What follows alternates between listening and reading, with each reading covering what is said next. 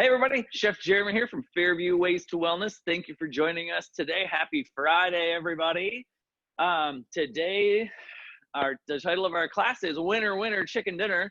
And when we start learning some butchery skills and some foundational skills, we all end up winners because we're gonna save some money. Everybody could benefit from saving a few bucks, right? So that's sort of gonna be the dual focus for us today. Again, my name is Chef Jeremy, and I'm coming at you from our teaching kitchen here on the Woodwinds Health Campus in Woodbury, Minnesota. A couple housekeeping tips real quick, you guys. Currently, your cameras and your mics are all muted. Please do keep them muted. I encourage you to participate today and ask questions, throw comments at us, but please just do that with the chat feature. It should be in the bottom bar of your device there. And then, yeah, fire away your questions. Let us know what's on your mind, and we'll talk through. We'll figure out what's on your mind, and we'll share all those learnings together today. All right. So hopefully everybody, or as many of you as possible, are cooking along with me. That is the goal of these, right? So what we're going to do, we're going to start out, we're going to go through the equipment that we need, and hopefully you found on our calendar at discoverw2w.org your equipment list and your recipe for today as well. But we will, together, we'll run through the equipment list and the ingredients that you're going to need to cook along with me today, okay? And then we're going to get started. So, like I said, we'll start with the equipment list real quickly. I would grab a container of some sort. Could be a large stock pot or something like that, and then a fine mesh strainer. So as fine mesh as you have, if all you have is like a colander, that's okay as well, but you can kind of increase the efficacy of that by grabbing some cheesecloth. You can just double, triple, or even just wad up a ball of it, put it in the bottom of your colander or your strainer, and then when we're ready to strain off our stock, you can go ahead and pour it right through that, okay? So here are the first two pieces of equipment that you're gonna want, and then go ahead and grab a large ladle, just as large as you have, okay? And then a stock pot, a nice big stock pot. We always wanna have, you know, a device bigger than what we need. It's always a pain in the butt if you know, my spatial relations are off a little bit perhaps, right? And I think my vessel is big enough, but it's not, and then things are coming over the top. That's a pain. But make sure you have a nice large stock pot here for us today. A cutting board, right? Obviously, a chef knife, a trash bowl, unless you have your trash can right next to you. Always have a trim bowl handy as well. If you don't have or want to dirty one of these, just a piece of plastic wrap as well. Laid out on your countertop here, you can put all your trim peelings and things over to the side here, and then when you're done, you just pick that piece of plastic up and throw that into your trash. And then grab a peeler, okay? I have my butcher's twine. You probably don't have a giant bale like this, but you can find butcher's twine just in a small package in your supermarket at the little equipment kiosks there. Go ahead and grab that. And you don't need this today, but this is part of our demo today. So if you have it, go ahead and grab it. And then actually, let's break that down real quick. So just grab like, I don't know, like a 4 or 5 foot section, even like, you know, the wingspan of your arms is a really easy kind of measurement. So I'm gonna grab about this much right here, and then I'm gonna cut it off. Just like that. And then my giant bale here actually can go away, but I've got that ready for us. We're gonna use 2 sheet trays today. If you're just gonna bake off one of the chickens, you just need one of these guys. You know, store the rest for the weekend or wrap it up tight and put it in the freezer. But I've got my sheet pan here. That's it. And then I have another measuring device here for my stock water as well. I have this large one that measures 5 quarts of water because that's what we're going to use. But if you have maybe a 2 cup measure, you'll just have to use that multiple times to get to when we're making our stock here. But that's the equipment we're going to need for today. The supplies are pretty minimal, right? And I love that about this. Food. So what are we going to need as far as ingredients goes? Well, we're going to have a little bundle of parsley, okay, and I have in the ingredients, I think 4 stems or something like that. When you're making stock, you know, I actually encourage you not to measure necessarily. It's okay. Stock is, it can be, you know, any number of different things. So I'm going to show you real world kind of techniques to make it as quickly and easily as possible. So just a little sort of bouquet of parsley. I have a few stems of thyme here, and don't be sparse on the herbs when we're thinking about making stock, because we want to rely heavily on these herbs to flavor that stock. So grab a nice little bundle of thyme here. I've got a nice big bay leaf here as well. And then we've got, a couple, I'm going to do 2 cloves today. I think your recipe says 1, 2, great. And then a little bundle of whole peppercorns here. You can use black peppercorns. This is actually just a medley. It happened to be what I just grabbed. A little word of caution, I guess, as far as maybe a Szechuan peppercorn. I probably wouldn't go that far, but black, multicolored, green, pink, any of those kinds of peppercorns are going to be just fine in here. And then over here, we have an onion, so a medium onion, some carrots, and some celery. And we'll talk more about these when we get there, okay? But just go ahead and make sure that we have all of the things in front of you or within arm's reach here today so that we can get cooking together. All right? Again, you guys don't forget that chat feature down at the bottom. Fire away any questions or comments that you might have, okay? So we're actually gonna start today with our stock. And you might, if you don't have chicken bones, if you were planning on using the bones from your butchery, that's okay. But I do want to run through as much of the production of the stock with you as possible so that I can illustrate exactly what I'm looking for. So we're going to start with that. I have some bones here. Oh yeah, and then of course the other ingredients, some chicken bones if you have them. If you don't, you will after today. And then of course your 2 chickens, okay? So go ahead and make sure that they're handy. You know where they're at in your refrigerator, okay? So these are 2 chicken carcasses that I just had left over. I never throw these away, you guys, after I butcher them, okay? I wrap them up nice and tightly in plastic and I throw them in my freezer. When I have a couple of them, I'm gonna pull them out and I'm gonna make stock out of them, and it's basically free. Stock is, when you make a stock, it's almost like it's free to you because it's things that you're likely otherwise gonna be throwing away. So hold on to them, make stock, and it's so much better than any of those commercial ones out there anyway. Okay, so we're gonna, again, this is really easy throwing this together. It's the time-consuming part is really just letting this thing simmer. It doesn't consume a lot of your time. You can be doing other things while your stock is cooking.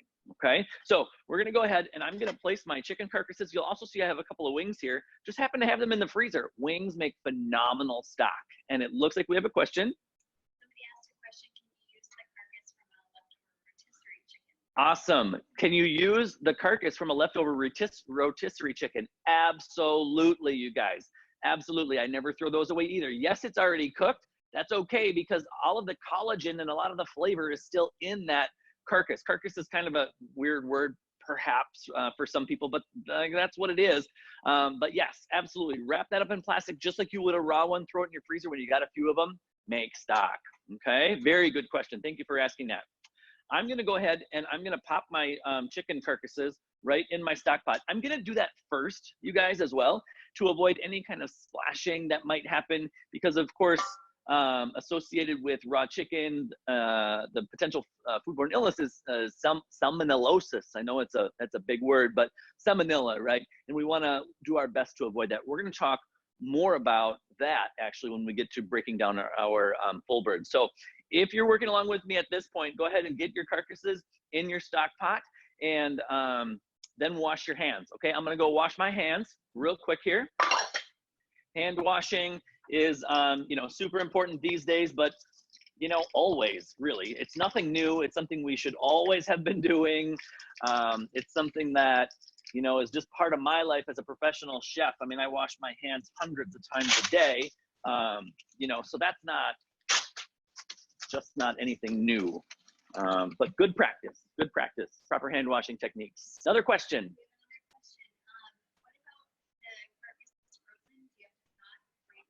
Another phenomenal question. What if that carcass is frozen? Do you have to thaw it before you put it in your stock?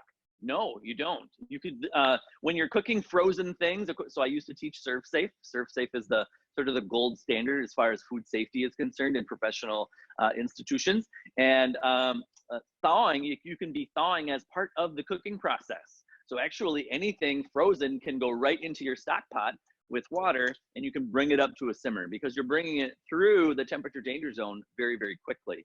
So what I do, in fact, these were frozen this morning. I put them in a container on some water, so submerge them in water, and I just really enough to loosen up the plastic around them because I don't want any bits or torn pieces of the plastic still clinging to the carcass. So just enough, 10-15 minutes even on the water, so that you can fully remove that plastic, and then you can go ahead with your frozen carcass in the stock. Phenomenal question, you guys. Thank you for asking those. Very good, very good. Okay, so my chicken is in here. I'm gonna go ahead now and I'm gonna add my water. So I have 5 quarts of water. So that's 1 gallon and 1 quart. And now again, I'm being cautious to pour this in here to avoid any splashing. And then if there is any splashing, I'm gonna sanitize my surfaces around here. Really good idea to do that anyway. Sanitize your counters and your cooktops and all that good stuff regularly. So I've got my chicken in here, I've got my water in here. Next, I'm gonna go ahead, I'm gonna go ahead with my veggies. So onion, right? Really easy here, you guys. Actually, all of the prep for our veggies here is incredibly simple. I'm gonna trim the ends, just square both ends like this.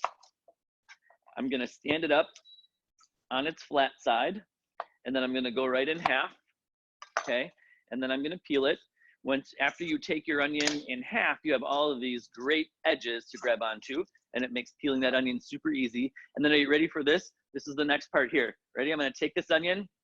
Oops, I got a little splashing in there. Sorry, I got a little excited. But literally, just put your onion right in there. That's all the prep you have to do, okay? You don't have to small dice it or anything precision at all. This is gonna cook for 4 hours. So it's gonna pull all of the onioniness right out of the onion. We'll be a little bit more cautious this time and just kind of lay it in there. All of the onioniness is gonna be pulled out of the onion and be in the stock, in the liquid there, okay? Next is celery. Don't these look lovely, right?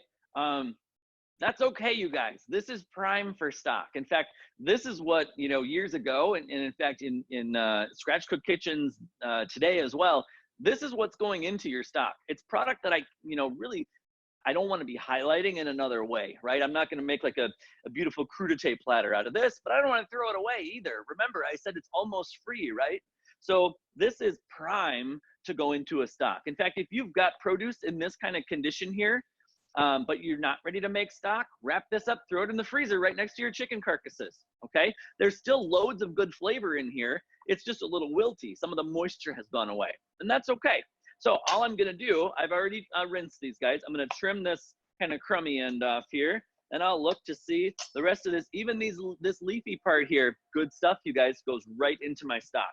This one, again, it's broken. It's got, some kind of brown edges on it. I might trim off some of the brown here, but I'm not going crazy at all. Trim off that end, and I'll just kind of make it fit into my stock pot easily. So that's going in. Next, I've got my carrots. These as well are, a little bit kind of past their prime, but the same deal with the carrots. If you've got some carrots that are getting wilty, wrap them up, throw it into your freezer, and you've got them. You're ready to go. All I'm gonna do here, I'm gonna trim the greens like this. I'm gonna just trim the other ends just because they're a little dried out and kind of crummy, okay? And then here's the deal. I actually do peel my carrots. It's just something I've always done. I know there's a lot of people these days, I work with a lot of clients that don't wanna peel their carrots. And I'm totally fine with that, right? If you choose not to peel them, do of course make sure that they're extra clean. So I'll even, fill up a bowl of water, submerge them in that bowl of water, let them soak in there for a while to get really, really clean. Because we don't want to be putting even a little bit of residual, dirt that might be compacted into the crevices in this carrot into my stock. And then if I do choose to not peel as well, I'm gonna spring for the extra buck and buy organic. That's just me. When it comes down to like, nutrient loss, we can talk nutrient loss in something like, let's say a zucchini, right? Where the skin is green, the inside, the flesh is just this kind of pale white. a lot of the nutrients that we're after in that zucchini are in the skin. So I'll never peel a zucchini, right? A carrot is a root, so the build of the carrot, there's not a different skin than is the flesh. It's all the same thing. So you're not losing an exponential amount of that carrot's nutrition necessarily by giving it a little peel. Okay, but again, totally up to you. Some people, even you guys, will throw the onion skins in there. I'm not one of those chefs that considers my stock pot like, you know, a dumpster. I'm not throwing every little thing in there. And I know that a lot of chefs, even a lot of professional chefs do. And again, that's okay. But I don't feel like, you know, this little onion skin here has a lot to contribute to my stock either. So I just get rid of those. And again, that's just me. So my carrots, I'm gonna just kind of line up here, take them in half. Again, just, you know, small enough to fit neatly into my pan there. And that's ready to go. For my parsley, if you're following along in your recipe, it says parsley stems. And you can absolutely use just the lower stems. It's a phenomenal use for those lower stems.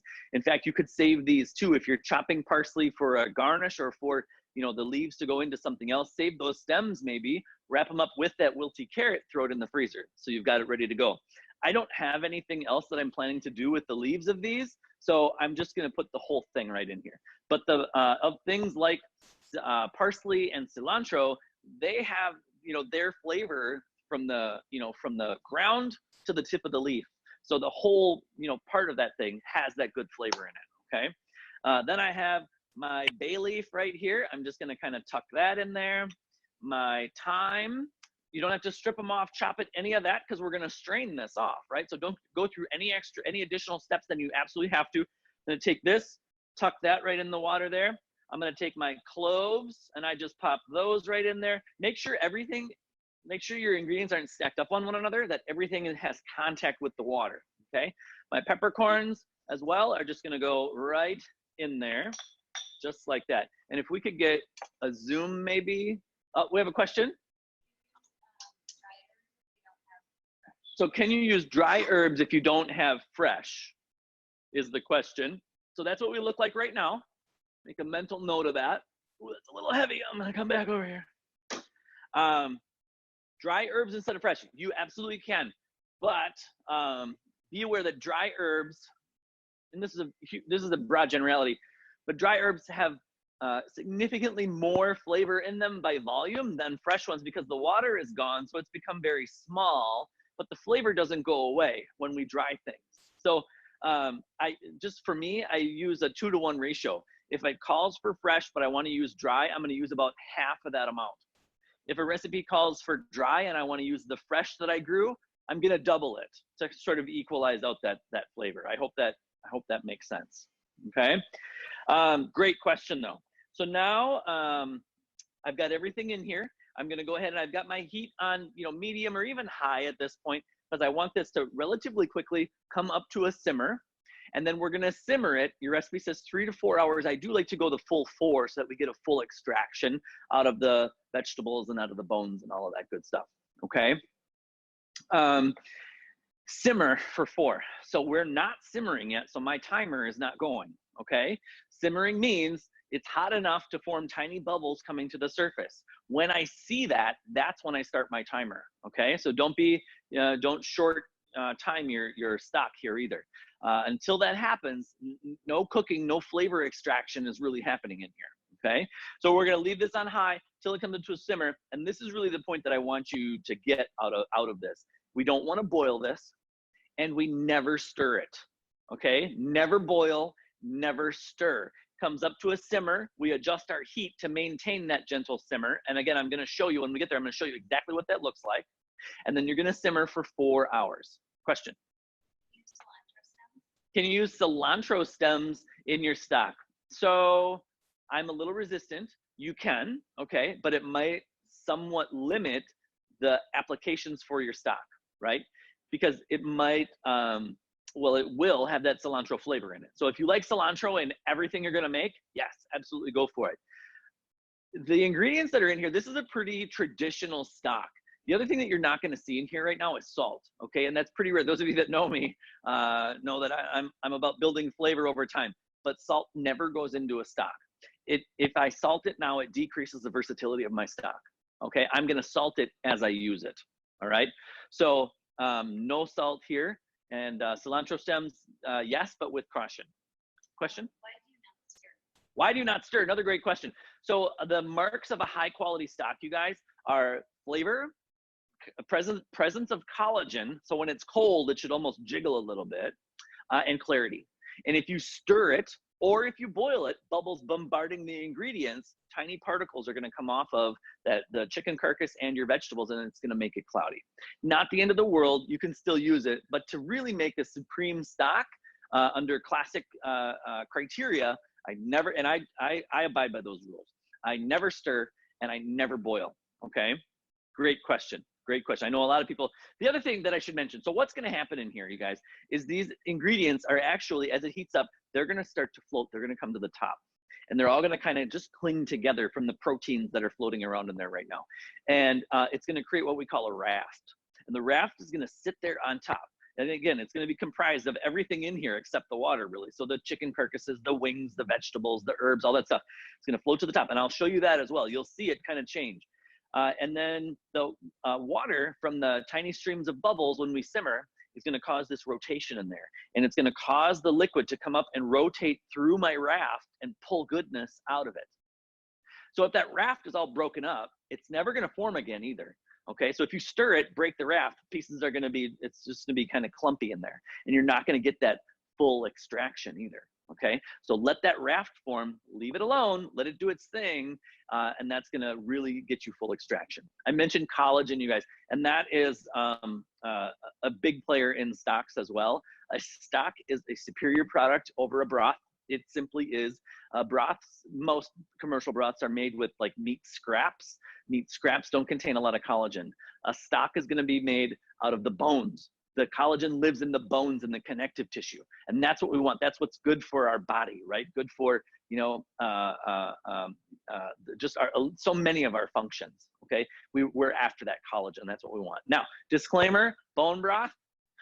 This one, you guys, bone broth does not exist under classic cuisine. Okay, some brilliant marketer remarketed stock as bone broth. Okay, and he lives on an island somewhere in the Caribbean now. I'm making that up. I don't know, but it's all the rage these days, right? Well, bone broth is stock. We've been making it for 300 years. There's nothing new about it. Okay, so just so you know, that's the truth. Make stock, or call it bone broth if you want. That's what we're making today. Okay, all right, very good. So as this is heating up, we're actually going to shift. We've got 25 minutes left, and we're going to shift to. I know it's going so fast, isn't it? We're going to shift to our chickens. And one more question.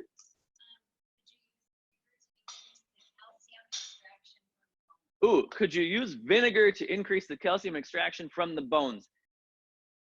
You could, but again, this is going to limit the versatility of this stock. Okay, so now it has this representation of acidity. Now, the reason that we build it like this is because its flavor is relatively mild at this point. Okay, because I might use it to make a sauce or a gravy. I might deglaze a pan with it. I might make a soup out of it. Okay, I might reduce it down like by 10 and make what we call a glace out of it. Okay, if I add acidity at this point, if I season or salt at this point, I no longer have the ability to reduce that down, because if I were to reduce that down, boom, it's just going to be flavor on blast. Too much. It will be unpleasant. Okay, so at this point, I personally, I wouldn't go there. Again, also, I am not aware of any science that acidity helps with the extraction of collagen necessarily. So again, I don't go there, but I would say play around with it, right? Absolutely, try it out at home. Start light, maybe add a tablespoon, right? Just to slightly acidulate the water. Don't go crazy, because I would hate for you to go through all this and then at the end have an unusable product, right? So experiment, but tread lightly, I would say, in regards to that. Great question. Thank you for that one, though. Okay, so this is heating up. Nothing has changed too much yet. As it does, though, we'll zoom back in. Oh, another question. Thank you. Yes. Should we cover the pan? Very good question. No. don't cover the pan, okay? Because what you'll notice if you're following along, if you're watching your recipe as well, I just put 5 quarts of water in there. Your yield on that recipe is 1 gallon, which is 4 quarts of water, right? So where did that other quart of water go? Well, it's reducing off. So as this is simmering, steam is coming off and it's reducing down. So if you simmer this for 4 hours properly and then you strain it off, you should be left with 4 quarts.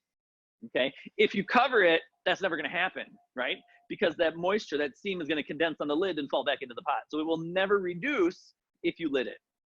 Okay, and that reduction is just going to intensify the flavor and intensify the collagen and intensify all the goodness of our stock by allowing it to become smaller. Because when steam goes away, only the steam goes away. Salt doesn't go away, flavor doesn't go away, collagen doesn't go away. Only the water evaporates away. So everything else is intensified. Great question. I should have addressed that, but I didn't. So thank you for keeping me honest, you guys. I know, this is awesome. This is absolutely great. So while this is temping up here, I'm gonna go and I'm gonna grab our chickens. I want you to go ahead and do the same thing, you guys. Grab your chickens, or even just one of them at this point, maybe. Leave the other one in the cooler. Because we do wanna, you know, refrigerate as much as possible. Okay, here's my little birdie. Now, okay, I have a feeling we're gonna get short on time here, but there's a lot of great topic here. Rinsing the chicken. Some government agencies, I know you might have already heard it in the press and in the media, are telling people to not rinse their chicken. To me, this is the absolute most ridiculous thing we could tell people. And I understand the science behind it, and I want you to understand it as well. Why are they telling people this? They're telling people this because people are turning the water on full blast, putting the chicken under there, it's splashing everywhere, getting over their prep for their salad and getting over whatever it is over here. And then, so they're cross-contaminating things with the splashing, okay? So what I would prefer to do is to educate people how to do it properly, because unless this thing, you know, came directly from the farm, is, you know, free range and organic and all the wonderful things that I want, which I get is this relatively small portion of probably the chickens that are being consumed out there. I'm rinsing it.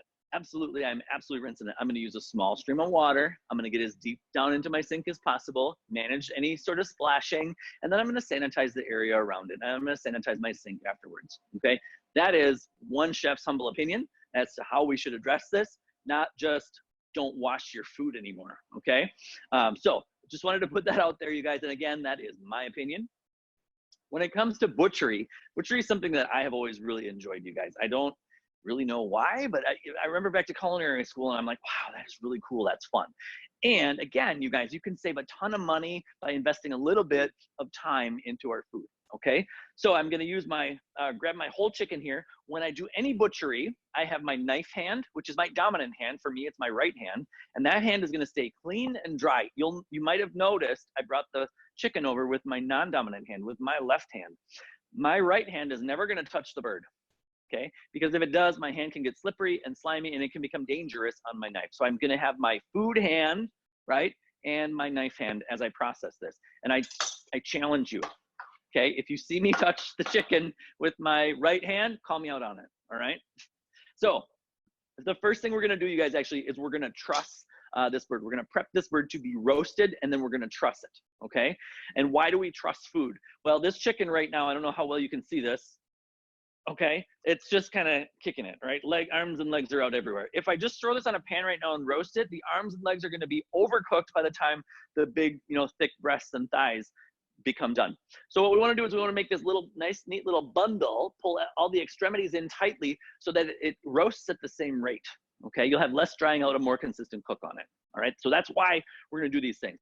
First of all, though, I'm gonna reach in here with my pointer and my middle finger, and I'm gonna go just inside the cavity, down towards the board, one finger on each side of the spine. You'll kind of feel the spine coming upward at you.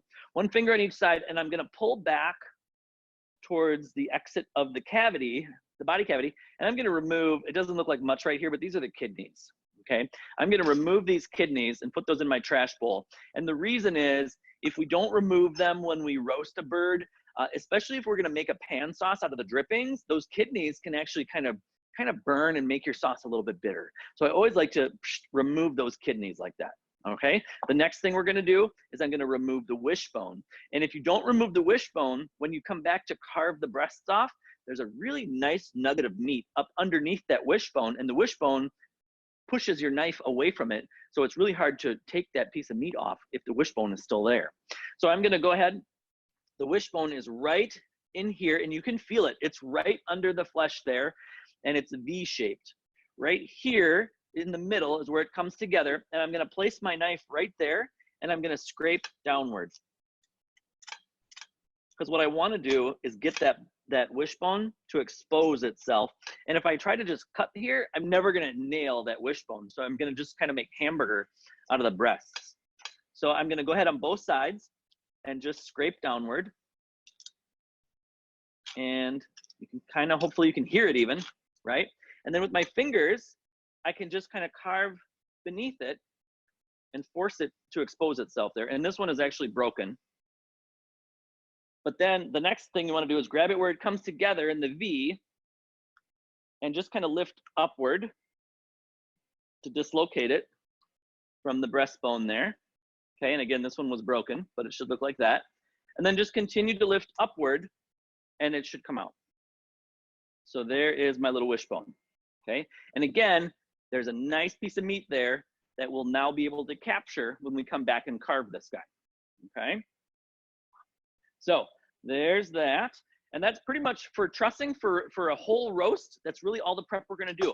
Then it's time, I want you to grab your butcher's twine, fold it in half like this, find that center point, and then I want a thumb on each side of that center point, almost like you're gonna floss, okay? And then we're gonna come with the opening, the body cavity, the tail facing you. I'm gonna take these thumbs, I'm gonna go down to the board, and I'm gonna almost floss up underneath that tail. So I'm gonna floss up underneath the tail. You see the tail here, and then I'm gonna lift up, okay, to grab onto that tail. And now I'm gonna cross like so. Okay, now the tail is gonna act kind of like the anchor point for the rest of my truss here. Okay, then I'm gonna come up and I'm gonna go down between the thigh and the breast, back down to the board with my thumbs like this. Oh, sorry, scratch that, you guys. I almost missed a step. Then I'm gonna catch the legs. Sorry. Catch those legs, come up and cross again. So tail, cross, down to the board, catch the under the legs, up and cross again. Snug it up. And now it's back down between the thigh and the breast, like so. And then I'm gonna cross behind the back here, and I'm gonna come up and catch the neck. Okay, and I'm gonna use the neck as the next anchor point right there. And then I'm gonna snug it up real nice. Okay, and then we're gonna tie it off.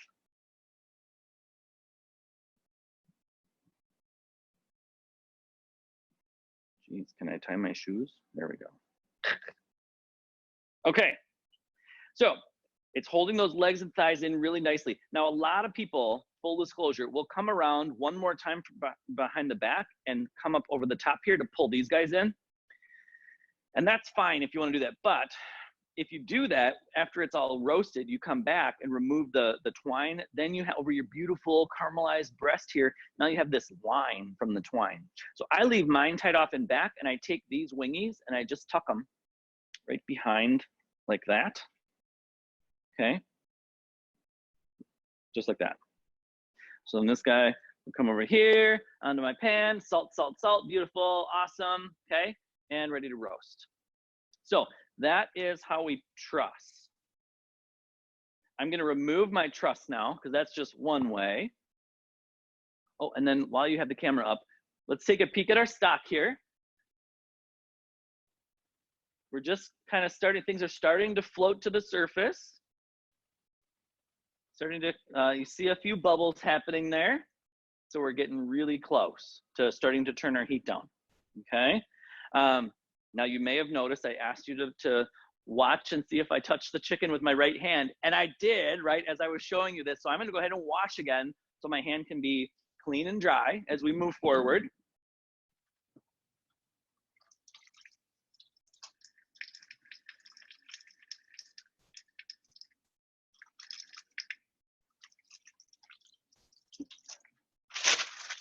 Okay. We'll see how much time we have towards the end, you guys. If we do have time, I'll run through that truss one more time. I know that's not something you're probably gonna, you know, pick up the first time maybe. Yeah, good point. So this also actually is being recorded. So you could, you know, log back in and watch it and pause it and rewind it and all that good stuff to see that trussing demo again if you wanted to. Very good. Okay, so the next one we're gonna do, you guys, is a spatchcock. All right. So, you know, imagine this first version we had it trussed. It's on the sheet pan. It's salted. It's ready to go. It's in the oven. This is gonna take some time to roast. Okay, because we've made this plump little basketball. Heat has to penetrate all the way into the center of that little basketball, right? And that takes time. The bigger the thing, basically the longer the cook time. Okay, so what we can do is make this smaller, okay, in order to increase kind of its surface area, help it caramelize maybe a little bit more even, and help it cook more quickly. So again, time is of the essence always for us, right? Ooh, we're almost, it is starting to smell amazing in here too already, you guys. I hope some of you maybe are making stock at home as well. The smell is awesome. So I'm starting to turn my heat down because the bubbles are becoming more prolific, and I'm gonna fine tune this, and then we'll bring the camera back over and I'll show you the little streams of bubbles when I get it perfect, because it does take a little bit of fine tuning. If it, you know, if you take your heat down too much and it stops bubbling altogether, now you're not getting that really good extraction either. Okay, question? Yes, absolutely. And again, you can watch all of our recorded classes, you guys. You can go back and watch this one or any of them that we do at discoverw2w.org, and you can see the button will be called recorded virtual classes. Okay. Okay, so if I don't want to roast it like this, if I want to speed this whole process up, you can do what's called the spatchcock. And the spatchcock is basically, we're going to remove the spine, okay? We're going to pull sort of the back ribs open like this, and I'm going to push downward on this guy right here, and this on the bird is called the keel bone, okay? Which is going to kind of flatten this whole thing out, make it smaller, and make it cook more quickly. All right, so a couple of ways we can go about that. Sure. Couple of ways we can go about that. You can take your chef knife, or if you have a really nice kitchen shears, and I say really nice because there's some really flimsy ones out there that won't do the job. But if you have a really nice metal pair, this one's kind of middle of the road. I'll try to demo both. But we're just gonna basically cut the spine out. So with my knife, I'll demo this first one. I'm gonna go right up alongside, with it on its back. I'm gonna go up alongside the spine, like so, and I'm gonna crunch downward. It went through really, actually, incredibly easy. Everyone's gonna be a little bit different, kind of, okay? So you can do that way on both sides of your spine.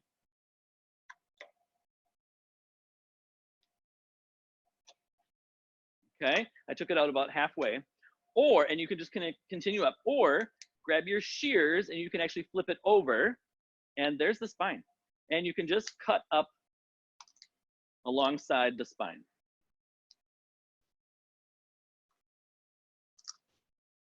A little bit of crunching. It's okay. We'll be okay. Okay, there's the spine.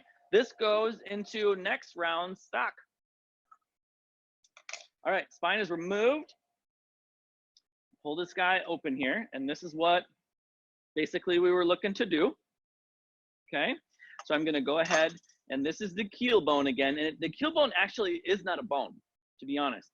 It's cartilage. There's bone underneath it, but at the very top, it's just cartilage. So I'm gonna spread it open a little bit, take the palm of my hand, and just give it a little press like that. Okay, and that is a spatchcock chicken. It's literally that easy. Okay, so I'm gonna take this guy now. We're gonna pull it over to our sheet pan.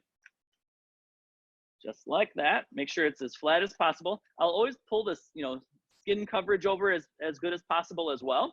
like so. And then we're gonna season it. Again, I'm gonna wash my hands. I often get the question, well, I can't roast a chicken unless I slather it with olive oil, right? Absolutely not, you guys.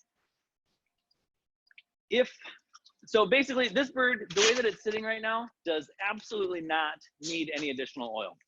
There is a layer of fat underneath that skin that is gonna do a way better job of keeping this thing moist and juicy than any layer of oil. I would never put additional fat on top of the skin. Now, if you were really after reducing the fat content of this thing, you could pull all this skin off, but now, right now you're risking drying it out, okay? Now, and then now I gotta add fat back to it, essentially, right? In order to avoid drying it out, leave the skin on. Take it off afterwards if you don't wanna eat it, but by leaving it on there as it's roasting, it's like a little basting tool. The meat is constantly being basted as the fat underneath the skin renders and kind of liquefies off. The skin is a great tool for cooking, whether you actually choose to consume it or not. Me personally, I always leave it on there, okay? So seasoning, next, we're gonna season just like this. Chicken is one of those things, you guys, that generally likes a large amount of salt. I'll just put it to you real, okay? Certain things, fish, for example, you can actually attain a lot of flavor with very little use of salt. Chicken is one of those things that I do tend to season a little bit more heavily, okay? Especially now, if you're coming after this thing and you're not gonna consume that skin, I'm gonna season it even more robustly so that that salt can kind of have an opportunity to penetrate through the skin and down into the flesh of the chicken itself. Perfect world, you guys. I'm gonna take this guy, I'm gonna set it aside in my cooler for about an hour and give that salt an opportunity to do that, okay?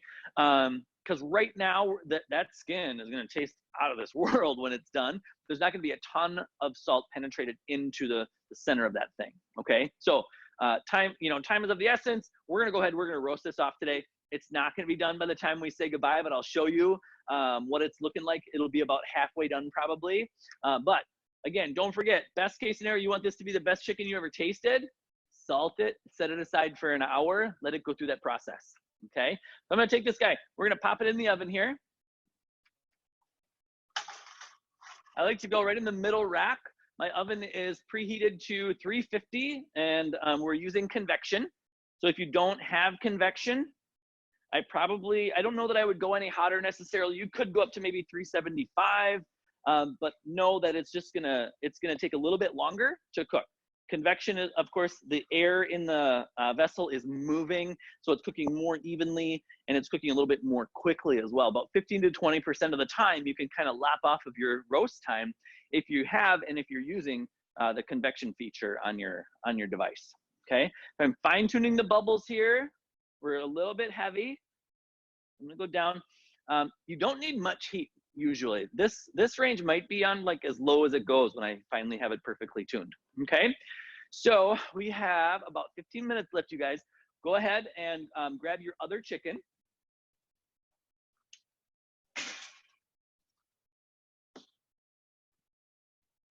All right, I have my other sheet pan here. Set it up, give it a nice little rinse if you haven't already. I'll give you a minute to do that. Again, just a small stream of water, very gently, not slopping around in your sink like a duck in a puddle, right? Oh, a couple of questions.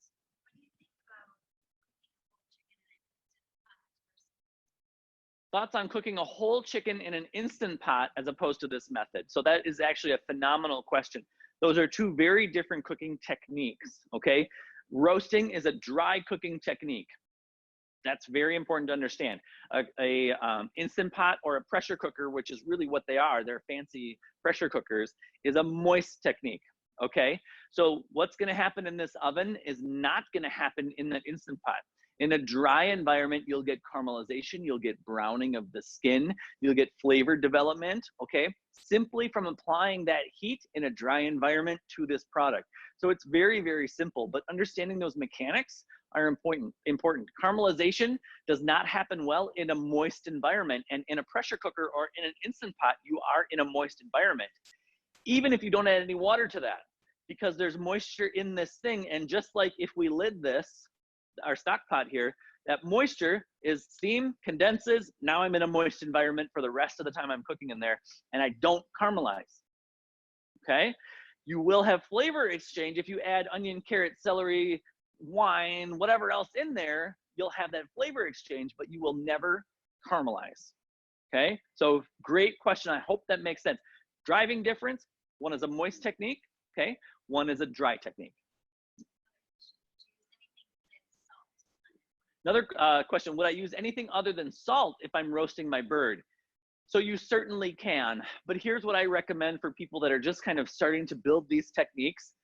Don't go crazy. Keep it as simple as possible at first, so you can really see how proper seasoning, how letting that salt sit on it in the cooler impacts that thing. And again, whether it's a chicken, a steak, a pork chop, whatever it is, that process, sort of refine the process before we get, you know, too crazy with our ingredients, if that makes sense. And again, I'm not against using other herbs or other spices, and you certainly can, but keep it simple as well. So salt, excuse me, maybe an herb or a spice or two. You know, don't get into these, you know, 15, 20 spice combinations until you've really crafted and honed the application of the technique first. Okay, I hope that makes sense. Any other questions? Okay, very good, you guys. Keep them coming. Those are phenomenal questions. I feel like you're cooking along with me at home there, and I love that. Love it. Okay, so oh yeah, stock's looking beautiful. We're gonna grab our next chicken here. I already rinsed mine, so it's good to go. Okay, and we're gonna do an 8-cut. So a classic 8-cut is kind of how you might buy chicken pre-cut in your market, okay? And again, you're going to pay more for that. That market invested the labor, paying someone to do that work, where, you know, you could buy the whole birds. You know, you can even go to like Costco and Sam's Club, these places these days, and get really cheap whole products, break them down yourself, and again, save a ton of money, okay? So we're going to go ahead. We're going to start here, and not super important to remove the kidneys this time because we're not roasting that. Those will stay, you know, in the carcass. You could if you want to for practice, but you don't really have to. I am gonna remove the wishbone again because we're gonna carve the breasts off of the rib cage for this 8-cut. So again, if you wanna follow along and watch that again, I'm in the upper part of the body cavity here with the neck spine on the board. So I'm gonna get in the V, scrape downward on both sides just to expose the wishbone. See if I can get one out whole. And then, nope, this one's broken too. And then I can just with my finger, force my finger underneath it to expose that wishbone. Okay, there it is. And then we'll pull upward. Oh, now it really broke. Pull upward with it, and then up again. And there's our pieces of the wishbone. The little V stayed there, but I'm gonna get it. There we go. And rather than, so the bones themselves are kind of slippery and kind of slimy. Don't try to grab onto the bone as it's stuck in there. I actually pushed, so for this one, I actually pushed my finger up against the muscle to isolate this, and I pinched it and then pulled it out, if that makes sense. If I were to just grab onto just the bone itself, I'd never be able to pull that out. But you can actually move the muscle just by kind of forcing your thumb or your finger around it, okay? So there's that. Next, we're gonna remove the leg thighs, okay? So what I'm gonna do is score the skin. I'm just breaking the skin. There's the skin, and then there is this body cavity here. This is chewy, fibrous stuff. We leave that behind on the carcass. We don't wanna be cooking that or eating or trying to eat that. So I'm just scoring this skin between the breast and the thigh, and I'm doing my best to keep even skin coverage on the thigh and the breast. So I might be kind of moving the skin around, right, as I'm doing that. But I've isolated that leg thigh quarter, okay? Now I'm gonna pick it up, lay the bird on its side, okay? Now I have its back towards me. I'm gonna place my thumb right on its hip joint right here, okay? And I'm gonna overextend its hip joint. to really, honestly, to dislocate it. Just pull it backwards like that. And then my knife is gonna be placed parallel on the bird's spine here, and I'm just gonna slice down the spine. And being that I dislocated that joint, my knife sails right through it. I'm not cracking or crunching or chopping bones or any of that business. We wanna avoid all of that actually, and I'm gonna show you more ways to do that. So we're gonna move the other thigh, leg thigh quarter, score that skin again, back to the spine and down, being careful to leave that belly flap behind, okay? Same thing, lay it on its other side now.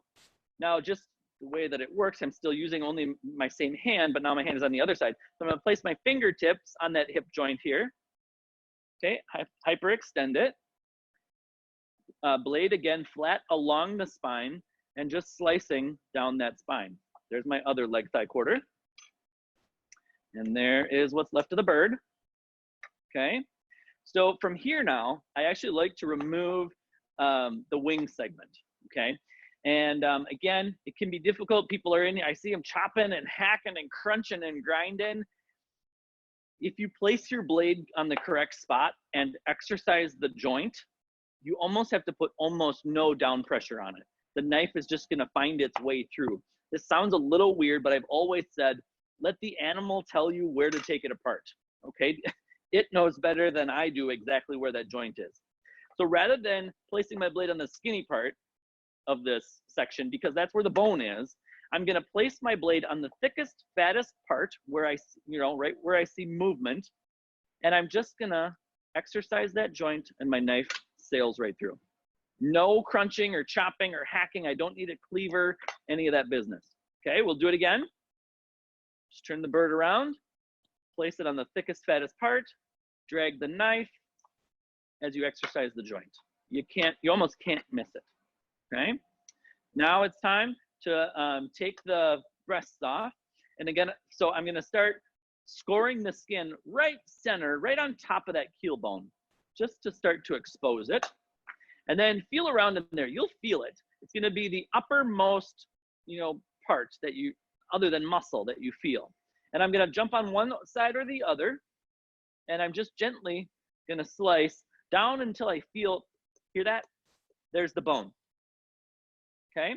And now I'm not putting really any excessive effort into this. I'm letting the knife do the work. So I'm just gonna slice and actually kind of scrape a little bit as my knife follows the ribs. Again, let the animal tell you where, because then you'll be leaving little to nothing behind. It's all coming with on my piece here, and I'm not crunching and grinding and breaking bones. So then I'm gonna grab this little wingy right here, grab the wing and the breast all in my hand, and I'm gonna follow down this kind of collarbone here, and it's gonna come right off. Okay, we're gonna do the same thing on the other side. I'm just gonna jump my knife about 1/4 of an inch over to the other side. You can see that keel bone kind of start to emerge there. And I'm just gently gonna slice down until I hit bone. Okay. And then I'm gonna, again, just sort of feel my way along the rib cage there. Again, you'll see in here, no cracking or crunching or grinding till I get down to that guy there. And I'm gonna grab the whole thing with the wing in my hand again, just to maintain it. And then go through right there. Stock for next time, right? There's that. Now this in the way that it sits here, you guys, is called a airline breast. In the industry, that's what we call it. It's the whole breast, skin on, with that little wing segment there. And honestly, I don't really know why it's called that. Is it because it has a little wingy? Is it because, you guys remember when airlines served food way back when? They served a ton of these on their airplanes. So nobody really knows, is it because it has a wing, or is it because the airlines served a lot of them? But if you hear airline breast, they're referring to this guy right here, okay? So we have, the wings actually don't count. Again, they make phenomenal stock, so they're going with that guy into my freezer. Now I've got it broken down to 4 pieces here. We need to get down to a classic 8 cut. So we'll start with the breasts. And now if I just cut it in half via its length, I'm gonna have about 1/3 and then 2/3 by volume, essentially. And I want the volume to be the same because it's so much thicker up here. So I'm actually gonna cut it about 1 inch up, right? So right up to about here. And then if I, in an effort to make them the same volume, right? So now if I weigh them, hopefully they're a little bit closer than if I had simply taken it, cut way down here, simply based on its length, okay? So there is 1 part, 2, and we just do the same thing here, 3, 4, and then we're gonna break the leg thigh in half. And this is really easy too. So what I do is I always flip this over. There's a little telltale underneath here. It's this fat line right here. You see this fat line running between the thigh and the leg? Right underneath there, you guys, is the joint, okay? So I'm gonna place my knife on that fat line, and then place it a little bit closer to the leg than the thigh, and then I can just slice. And if you need, again, exercise that joint, and they come right apart. So there's 3, 4, the same thing here. See the fat line, knife there, sails right through. 1, 2, 3, 4, 5, 6, 7, 8. Nice skin coverage on all the pieces, okay? If I was to roast this right now, which I actually think I will, I'm gonna flip these over, inside down. I'm gonna season. Again, notice, right? Chicken hand, knife hand, and salt hand. And I'm gonna season.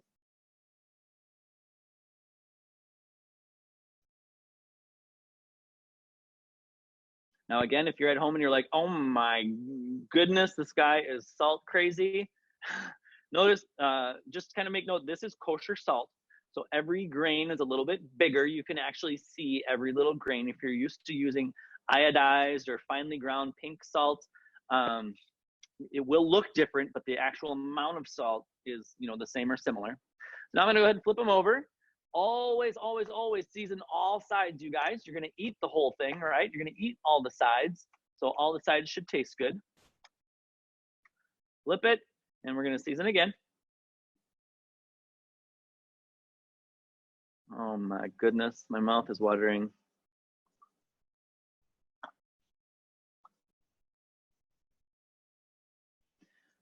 Okay, skin on again, roasting with that skin on as a layer of protection. Don't need any additional fat. This thing is ready to go. All right, so there is stock for next time, the carcass. We've got our 8 cut. Let's swing around and take a peek at our roasting spatchcock. See what's going on in there. We're starting to get a little color, a little bit of bubbling in there, okay? We need to hit 165. 165 degrees is where salmonella dies. So you gotta hit that internally. Use an internal probe thermometer, right, to make sure that you hit that 165. And then our stock, oh, beautiful, right here. So a lot of people think, a lot of my clients think this isn't doing enough. I'm not simmering yet. Yes, we are. Check out how much bubbles you've got coming to the surface. Just a little bit, a little trail of bubbles here and there. This is perfect right now. This is how you want your stock to be simmering. So now you start your 4 hours, okay? After this simmers for 4 hours, you can take your ladle, all right, and you can just push it down just underneath the surface of your raft. I'm not gonna do it because I don't wanna wreck my raft. Push it underneath to ladle it out into my strainer until it gets down to a level at which you can safely pick it up and gently pour into your straining device right here, okay? Again, being very cautious to do our best to let that raft hold together. Even as we're pouring it, we want that raft to hold together so it doesn't come apart and release all of those little particulate that we were very intentionally leaving intact there. So, but a very gentle pour, you can leave that raft intact. Question?